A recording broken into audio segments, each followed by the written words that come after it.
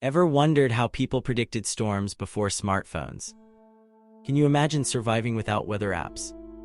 What if your life depended on knowing tomorrow's forecast with nothing but your senses and surroundings? Number 9. Animal behavior, nature's early warning system.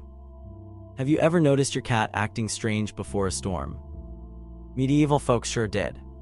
In the absence of satellites and radar systems, medieval communities relied heavily on observing animal behavior to predict upcoming weather changes. This wasn't just superstition. Animals are often more sensitive to atmospheric pressure changes, infrasound, and other environmental shifts that precede weather events. Farmers and shepherds paid careful attention to their livestock. When cows laid down in the field, medieval folk expected rain. The reasoning: animals could sense the dropping air pressure that precedes precipitation, and they'd prepare to keep themselves dry and comfortable. Likewise, if birds flew unusually low to the ground, medieval people prepared for storms, understanding that birds avoid flying at higher altitudes where air pressure changes are more noticeable during approaching bad weather. Frogs were particularly valued as weather prophets. An increase in croaking often indicated rain was on the way, as frogs typically become more active in the humid conditions that precede rainfall. Villagers living near ponds and marshes could gauge the likelihood of precipitation simply by listening to the amphibian chorus each evening. Even insects played their part in this natural forecasting system. When ants built up the soil around their anthills, creating higher mounds than usual, medieval observers expected rain. The ants were preparing for potential flooding by raising their homes, a behavior still recognized by naturalists today. Spiders proved especially useful for short-term predictions. If spiders were seen spinning new webs or repairing damaged ones, fair weather was expected. They wouldn't waste energy on web construction if their instincts detected approaching rain that would destroy their handiwork. Conversely, spiders hiding away suggested storms were imminent. Medieval sailors particularly respected the weather-predicting abilities of seabirds. When gulls and terns flew inland from the sea, experienced sailors knew rough waters and storms were likely approaching. These birds instinctively seek shelter before dangerous conditions develop at sea, a behavior sailors could literally stake their lives on. Number 8. Cloud formations, reading the sky's story. Did you know clouds once served as medieval newspapers? Before meteorological instruments, the sky itself provided a daily forecast bulletin for those who knew how to read it. Medieval weather watchers became expert cloud observers out of necessity, developing an intricate understanding of how different cloud patterns indicated various weather changes. Red sky at night, sailors delight. Red sky in morning, sailors take warning wasn't just a cute rhyme, it was crucial knowledge for medieval seafarers and farmers alike. This observation has scientific merit even today. In temperate regions with prevailing westerly winds, a red sunset often indicates that dry dust particles are in the air, suggesting continued fair weather. Conversely, a red sunrise might mean that clear weather has already passed to the east, with storms possibly moving in from the west. Medieval people recognized cirrus clouds, those high, wispy formations, as harbingers of changing weather, often appearing 12 to 24 hours before rain or snow. When these feathery clouds began thickening and lowering in the sky, experienced observers knew precipitation was likely approaching. Nimbostratus clouds, those dark, low-hanging blankets across the sky, were immediate signals of prolonged rain or snow.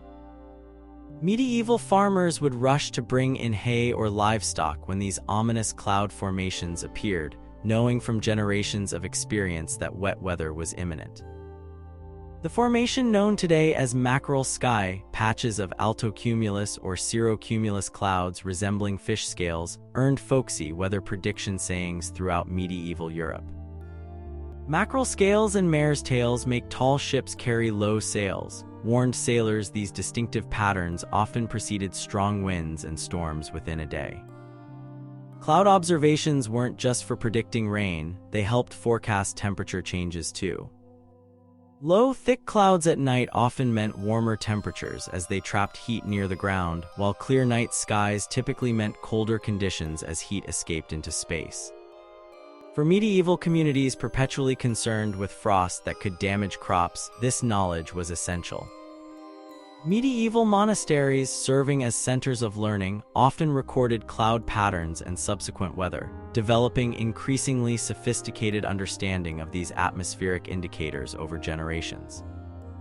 This knowledge wasn't just academic, it directly impacted when to plant crops, when to harvest, and when to prepare for potential weather disasters. Number 7. Aches and pains, the body's weather station. Can your grandmother's knee really predict rain? Medieval people certainly thought so. Long before barometers measured atmospheric pressure, human bodies served as living weather instruments. Medieval communities took physical discomfort seriously as weather indicators, particularly from their elderly and those with old injuries. Joint pain intensifying before rainfall wasn't dismissed as coincidence or complaint, it was valuable meteorological data. Modern science now confirms what medieval folk knew through experience. Dropping barometric pressure before storms can cause tissues around joints to expand, creating the familiar aches that so reliably predict precipitation. For agricultural communities where knowing when to harvest or protect crops could mean survival, grandmother's aching hip constituted essential intelligence. Headaches served as another bodily barometer. Many people experienced headaches or migraines when significant weather changes approached. Medieval communities noted these patterns over generations, learning which individuals were most sensitive to atmospheric shifts and when to heed their discomfort as warning. Old wound sites proving unusually painful often preceded stormy weather by hours or even days. Knights and soldiers whose battle scars ached knew to prepare for changing conditions. This phenomenon, now attributed to pressure changes affecting fluid in tissues and nerves, provided medieval communities with advanced warning systems housed within their own population. Even breathing difficulties played a role in weather forecasting. Those with respiratory conditions often struggled more before storms, when air pressure changes and increased humidity affected their breathing. A village elder suddenly experiencing more labored breathing might prompt communities to secure livestock and prepare for challenging weather. Medieval healers and wise women paid particular attention to these bodily signals, often incorporating weather predictions into their medical practices. They understood that certain treatments worked better under specific weather conditions and that different ailments might flare during particular seasonal changes. This integration of human physical response with weather awareness created a holistic approach to both medicine and meteorology. The reliability of these bodily forecasts varied by person. Some individuals proved remarkably accurate human barometers, whose predictions communities came to trust implicitly. In an era without scientific instruments, these sensitive individuals provided invaluable service through their physical discomfort, transforming personal pain into collective preparation. Number 6. Plant behaviors, nature's weather prophets. Did that flower just close up because rain's coming? It probably did. Medieval people lived more intimately connected with plants than most modern humans, and they discovered numerous ways vegetation predicted weather changes. These natural indicators provided crucial forecasting that modern technology has largely replaced. The humble pine cone served as a medieval hygrometer. During dry conditions, pine cones open to release their seeds. As humidity rises before rainfall, they close up to protect them. By simply observing whether pine cones were open or closed, medieval forest dwellers gained insights into imminent weather changes. Some communities even hung pine cones outside their homes as primitive but effective weather instruments. Certain flowers proved remarkably reliable weather predictors.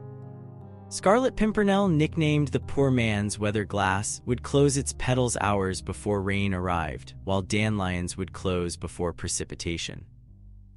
Medieval gardeners and herb gatherers paid careful attention to these floral barometers, timing their outdoor work accordingly. Even tree leaves provided weather intelligence. When leaves showed their undersides due to strong winds, medieval observers expected storms. The phenomenon, noticeable on trees like poplars and silver maples whose leaf undersides are lighter colored, creates a distinctive flickering appearance across entire forests before bad weather, a visual alarm visible from considerable distances. Seaweed, particularly valued in coastal communities, functioned as crude hygrometers. When dried and hung outdoors, seaweed absorbs moisture from humid air, becoming limp when rain approaches. Fishing villages throughout medieval Europe relied on this simple indicator to plan their maritime activities safely. Mushrooms and fungi frequently appeared in medieval weather lore. Increased mushroom growth often preceded rainy periods, while tree fungi swelling or secreting more moisture indicated climbing humidity levels. For communities dependent on foraging, these signs not only predicted weather but also optimal gathering times. Medieval monasteries, which often maintained elaborate gardens and agricultural operations, preserved detailed records of plant behaviors corresponding to weather changes. These botanical observations were integrated with prayer schedules, agricultural planning, and community preparations for seasonal transitions, demonstrating how deeply weather forecasting through plants was embedded in medieval daily life. Number 5. Moonwatching, celestial weather signs. Ever heard that a ring around the moon means rain soon? Medieval people took lunar observations very seriously. Without weather satellites or computer models, medieval communities looked to the night sky, particularly the moon, for clues about upcoming weather patterns. Lunar observations became sophisticated predictive tools passed down through generations. The appearance of a halo around the moon, that distinctive ring of light, was widely recognized as a precursor to precipitation. This observation has scientific validity. The ring forms when moonlight refracts through ice crystals in cirrus clouds, often indicating an approaching weather front. Medieval farmers seeing this phenomenon would adjust their plans, knowing rain likely approached within 24 to 48 hours. Moon phase timing carried significant weather implications in medieval understanding. Rain occurring around the time of a new moon suggested wet weather would continue until the quarter moon, while precipitation around the full moon indicated potential clearing. These patterns, while not universally reliable by modern meteorological standards, provided a framework for longer-term planning in agricultural communities. The moon's apparent color offered additional forecast information. A particularly bright, clear moon often indicated fair weather and potentially frosty conditions if observed in winter. Conversely, a hazy, dimmer appearance suggested moisture in the atmosphere and possible precipitation. Medieval shepherds made nighttime grazing decisions based partly on these lunar observations. Even the moon's position formed part of weather lore. The saying, "When the moon lies on her back, she holds water on her lap," referred to the crescent moon appearing with horns pointing upward, supposedly resembling a bowl that could fill with rain. While lacking scientific basis, this observation nevertheless became incorporated into medieval weather prediction systems. Lunar timing influenced agricultural decisions throughout the medieval period. Many farmers planted according to moon phases, believing certain crops fared better when planted during specific lunar periods. Weather expectations tied to these phases helped determine optimal planting times for different crops, creating an integrated system of astronomical observation and agricultural practice. Medieval sailing schedules often incorporated lunar weather predictions. Ship captains synchronized departures with favorable moon phases believed to indicate better sailing conditions. This celestial navigation extended beyond mere positional information to include weather forecasting, crucial for maritime safety. For medieval communities lacking artificial light, the moon naturally commanded more attention than in our light-polluted modern world. This intimate familiarity with lunar appearances and cycles created generational knowledge about correlations between lunar observations and subsequent weather patterns, knowledge that proved surprisingly reliable despite its pre-scientific origins. Number 4. Wind patterns and observation, feeling the future. Did you know the direction of the wind once told people what tomorrow would bring? Medieval communities developed remarkably sophisticated understanding of wind patterns and their relationship to upcoming weather. Without modern equipment, they relied on careful observation and generational knowledge to interpret these atmospheric movements. Wind direction served as a primary forecasting tool across medieval Europe, with different implications depending on regional climate. The old weather rhyme, "When the wind is in the east, 'tis neither good for man nor beast," reflected the understanding that easterly winds often brought cold, harsh conditions to much of Europe. Conversely, westerly winds typically signaled milder, moister weather patterns, crucial information for agricultural planning. Medieval sailors became particularly adept at reading subtle wind changes. A shift in direction, especially if occurring alongside other indications like changing cloud formations, provided vital warning of weather transitions. Experienced mariners could detect these changes through feel alone, sensing slight temperature variations or moisture content differences that preceded more dramatic weather shifts. Communities developed local wind indicators to visualize what they felt. From elaborate weather vanes on church steeples to simple cloth strips hung from poles, these devices helped observers track wind direction consistently. Many medieval weather vanes featured roosters, weathercocks, originating from Pope Nicholas I's 9th century decree that church towers should display cockerel symbols, which conveniently served dual purposes as religious symbols and practical weather tools. Wind consistency provided additional forecast information. Steady winds generally indicated stable conditions would continue, while erratic gusts often preceded storms or significant weather changes. Medieval shepherds relied on these observations to determine whether to bring flocks to higher pastures or seek valley shelters. Even wind sound offered weather clues. The medieval saying, "When windows rattle, rain will battle," acknowledged how strengthening winds before a storm system created distinctive noises as they interacted with human structures. These auditory warnings supplemented visual and tactile wind observations. Mountain communities developed particularly nuanced understanding of local wind patterns. They recognized how winds blowing up mountainsides often preceded fair weather, while downslope winds frequently signaled approaching storms. These microclimate observations helped Alpine and Pyrenees communities prepare for weather changes that could prove dangerous in mountainous terrain. Seasonal wind pattern recognition provided longer-term forecasting. Medieval agricultural communities knew certain prevailing wind directions correlated with seasonal transitions or prolonged weather patterns. This knowledge informed crucial decisions about crop variety selection and planting timing based on expected growing season conditions. Number 3, seasonal timing and folklore calendar-based predictions.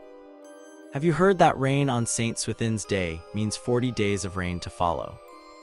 Medieval people organized much of their weather knowledge through saints' days and seasonal markers. Without meteorological records or scientific instruments, medieval communities structured weather predictions around calendrical events, and seasonal observations crystallized into folklore. Saints' days served as key reference points in the medieval weather prediction system. Saint Swithin's Day, July 15th, perhaps remains the best-known example. Folklore held that whatever weather occurred that day would continue for 40 days. Similar beliefs attached to numerous saints' days across the calendar, creating a framework for seasonal expectations. While lacking scientific basis, these observations sometimes captured genuine seasonal patterns through centuries of observation. The timing of migratory birds provided especially reliable seasonal weather indicators. Medieval communities noted when swallows, cuckoos, and other migratory species arrived or departed, correlating these movements with seasonal patterns. A delayed swallow arrival might indicate a prolonged winter, prompting farmers to adjust planting schedules accordingly. Proverbs condensed generations of weather observation into memorable sayings that spread through oral tradition. March comes in like a lion, out like a lamb, encapsulated the typical pattern of harsh early spring weather moderating by month's end. Such sayings weren't mere superstition, but represented accumulated community knowledge about seasonal transitions. Medieval frost predictions relied heavily on calendar-based observation. Blackberry winter referred to the late spring cold snap that often coincided with blackberry blossoming. Recognizing these patterns helped farmers protect vulnerable young crops during predictable cold periods that might otherwise catch them unprepared. Agricultural communities developed detailed phenological calendars, records of when specific plants bloomed, fruited, or changed color, and how these events correlated with weather patterns. These observations created reliable local forecasting systems tailored to specific microclimates, often more accurate for that location than our modern generalized forecasts. Even holiday weather took on predictive significance. Christmas weather supposedly foretold Easter conditions, while Candlemas, February 2nd, weather was believed to indicate whether winter would persist or spring would arrive early, a concept that survives in the American Groundhog Day tradition. These calendar markers helped communities prepare mentally and practically for seasonal transitions. Monastery records preserved these observations over centuries, allowing for recognition of patterns across generations. Monks kept detailed records of weather events alongside religious observances, creating some of the earliest systematic weather documentation in Europe. These records reinforced connections between calendar dates and typical weather patterns, strengthening the predictive value of seasonal folklore. Number 2, sunset and sunrise observations, daily color forecasts. Can the color of sunset really predict tomorrow's weather? Absolutely. Medieval weather forecasting relied significantly on careful observation of sunrise and sunset characteristics, particularly color, clarity, and associated cloud formations. These twilight observations provided crucial next-day predictions before modern meteorology existed. Vibrant red sunsets typically indicated fair weather would follow, while deep red sunrises warned of approaching rain. This observation, familiar through the red sky at night sailing rhyme, has scientific validity. Evening redness often indicates dry air to the west, where weather typically approaches from in many parts of Europe, while morning redness can indicate moisture already developing in the atmosphere. The clarity of the rising or setting sun provided equally important information. A sun that appeared to rise or set in crisp definition generally predicted fair conditions, while a sun appearing hazy or without distinct edges often preceded cloudy or rainy weather. Medieval farmers would plan next-day activities based partly on these sunset observations the previous evening. Medieval observers also noted how quickly the sun rose above the horizon. A rapid sunrise generally indicated clear air and fair weather, while a sun that seemed to linger at the horizon suggested atmospheric moisture and potential precipitation. These subtle timing differences became second nature to experienced weather watchers. Cloud formations around sunset carried specific meanings. If clouds dispersed during sunset, medieval forecasters expected fair weather. Conversely, clouds thickening or gathering at sunset warned of deteriorating conditions. The specific cloud types visible at sunset further refined these predictions based on pattern recognition developed over generations. Twilight length itself provided seasonal forecasting information. Medieval communities noted that unusually long twilight periods where daylight seemed to linger often preceded stretches of fair weather. Conversely, abrupt transitions from daylight to darkness frequently signaled atmospheric instability and potential storms. Solar halos, rings around the sun observed primarily at sunrise or sunset, served as important warning signs. Similar to lunar halos, these formations result from ice crystals in high cirrus clouds and often precede approaching weather fronts. Medieval observers spotting these phenomena prepared for changing conditions within 24 to 48 hours. Coastal communities developed particularly sophisticated sunset observations, noting how atmospheric conditions affected visibility across water. The medieval saying, "The farther the sight, the nearer the rain," acknowledged how unusual clarity and visibility often paradoxically preceded precipitation. a phenomenon modern meteorology attributes to dropping humidity before an approaching front. Number 1. Barometric instruments. Primitive weather tech. Did medieval people have more technological weather tools than we realize? While lacking electronic sensors or computer models, medieval communities developed surprisingly effective primitive instruments to supplement their observational forecasting methods.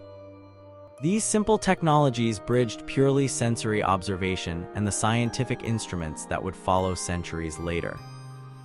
Weather glasses, the ancestors of modern barometers, appeared in various forms throughout medieval Europe. The most basic versions consisted of water-filled glass containers with narrow spouts.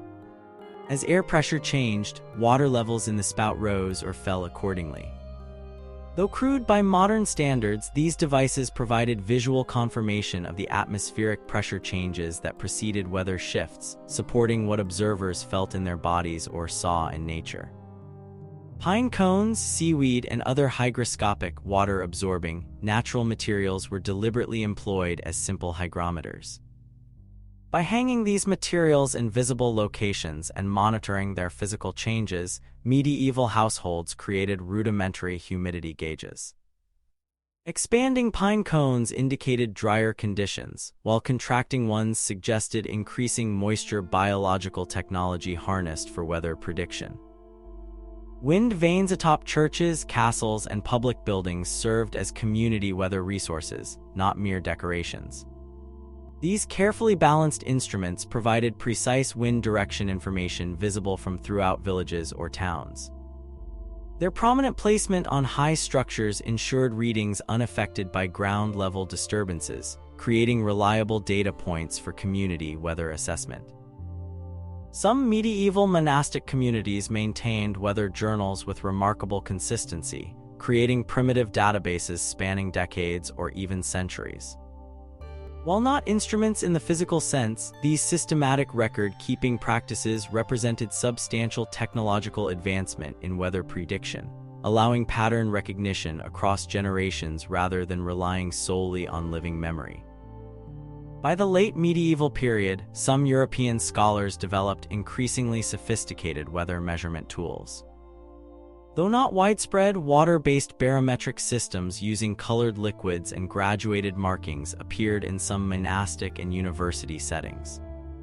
These proto-scientific instruments allowed for more precise pressure measurements than earlier observational methods.